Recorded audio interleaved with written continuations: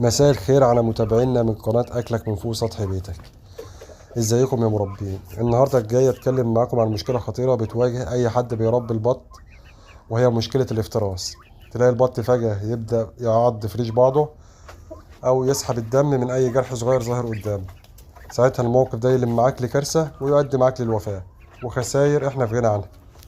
أسباب الافتراس: زحمة شديدة، البط ده زي ما حضرتنا كلنا عارفين محتاج مساحة يتحرك فيها.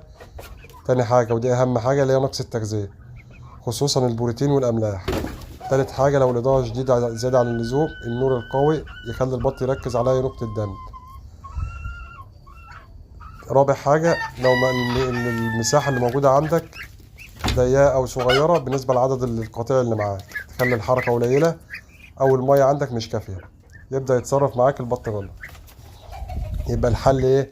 الحل إن احنا نتلاشى الأربع أخطاء اللي قلت لكم عليهم. نوفر مساحة كافية للبط، نهتم بالعالية ونهتم بالعلف يكون متوازن في البروتين، نقلل الإضاءة تبقى الإضاءة متزنة، نوفر مية نضيفة دايما باستمرار.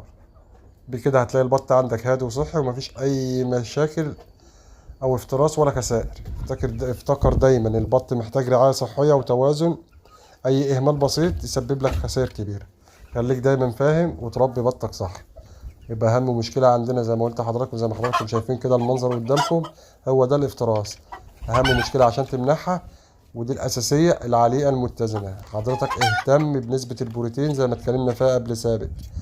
أول شهر بروتين 23%، تاني شهر بروتين 21%، بعد كده بقى براحتك وكل زي ما حضرتك عايز.